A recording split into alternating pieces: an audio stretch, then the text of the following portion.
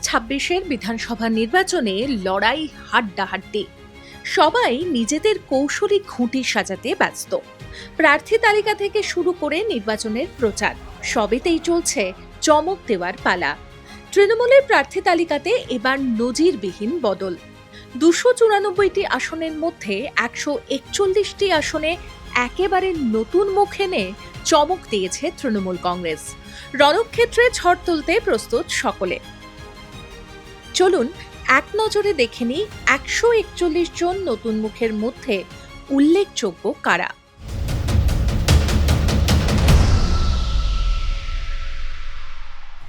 তৃণমূলের নজর কাড়া নতুন প্রার্থী অ্যাথলেট স্বপ্না বর্মন। জলপাইগুড়ির রাজগঞ্জ বিধানসভা কেন্দ্রের তৃণমূল প্রার্থী স্বপ্না বর্মন। বিধানসভা ভোটের মুখেই তৃণমূলে যোগ দেন স্বপ্না। 2018 সালের এশিয়াডে সোনা জিতেছিলেন তিনি, তবে চোটের কারণে খেলা ছেড়ে দেন। উল্লেখ্য, রাজবংশী সম্প্রদায়ভুক্ত স্বপ্না বর্মন। রাজনৈতিক মহল মনে করছে সেক্ষেত্রে রাজবংশী ভোট ব্যাংক টানার লক্ষ্যেই স্বপ্নাকে প্রার্থী করে ছক্কা হাঁকাতে চাইছে তৃণমূল। শঙ্কর মালাকার। মাটিগাড়া নকশালবাড়ি বিধানসভা কেন্দ্রে তৃণমূল প্রার্থী শঙ্কর মালাকার। কংগ্রেসের বর্ষিয়ান নেতা ছিলেন তিনি। 2025-এই তৃণমূল কংগ্রেসে যোগ দেন। তৃণাঙ্কুর ভট্টাচার্য। নোয়াপাড়া থেকে তরুণ তুর্কি তৃণাঙ্কুর ভট্টাচার্যকে প্রার্থী করেছে তৃণমূল।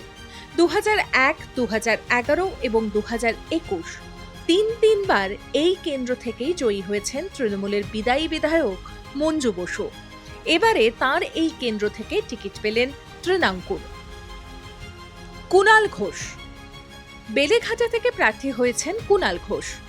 এই প্রথম ভোটের লড়াইয়ে নামতে চলেছেন কুণাল।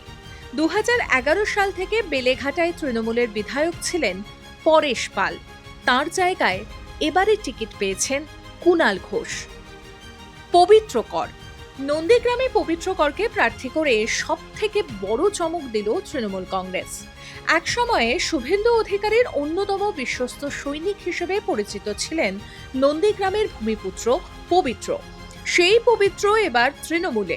2021-এ নন্দীগ্রামের সম্মুখ সমরে নেমেছিলেন মমতা শুভেন্দু। এবার শুভেন্দুর বিরুদ্ধে পবিত্র লড়াই করছেন। শীর্ষন্ন বন্দ্যোপাধ্যায়।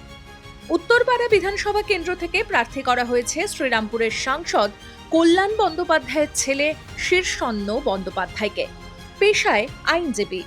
এসএসসি দুর্নীতি থেকে শুরু করে আরজি করে তরুণী চিকিৎসকের খুন ধর্ষণের মামলা, একাধিক ক্ষেত্রে রাজ্য সরকারের হয়ে আদালতে সওয়ালও করেছেন শীর্ষন্ন। বসুন্ধরা গোস্বামী। বাম আমলের মন্ত্রীকন্যাকে পুরসভা নির্বাচনে প্রার্থী করে চমক দিয়েছিলেন তৃণমূলের সভানেত্রী মমতা বন্দ্যোপাধ্যায়। একসময়ের লালদুর্গ পূর্বস্থলীর উত্তর, সেই কেন্দ্র থেকেই এবারে প্রার্থী করা হয়েছে ক্ষিতি গোস্বামীর কন্যা বসুন্ধরা গোস্বামীকে। ঋতব্রত বন্দ্যোপাধ্যায়। উলুবেড়িয়া থেকে লড়াই করবেন ঋতব্রত বন্দ্যোপাধ্যায়। এর আগে তিনি ছিলেন রাজ্যসভার সাংসদ। সেই মেয়াদ শেষ হওয়ার পরে বিধায়ক পদে লড়াই করার জন্য টিকিট দেওয়া হলো ঋতব্রতকে। শামীম আহমেদ। মগরাহাট পশ্চিম বিধানসভা কেন্দ্রে তৃণমূলের প্রার্থী করা হয়েছে শামীম আহমেদকে। একেবারে নতুন মুখ শামীম। রাজনৈতিক জীবনে এটাই তার প্রথম লড়াই। শ্রেয়া পাণ্ডে। মানিকতলা বিধানসভা কেন্দ্র থেকে প্রার্থী হয়েছেন শ্রেয়া পাণ্ডে। এই বিধানসভা কেন্দ্রে এবার মেয়ের জন্যই নিজে অব্যাহতি চেয়ে নিয়েছিলেন রাজ্যের প্রাক্তন মন্ত্রী প্রয়াত সাধন পাণ্ডের স্ত্রী ও মানিকতলার বিদায়ী বিধায়ক সুপ্তি পাণ্ডে।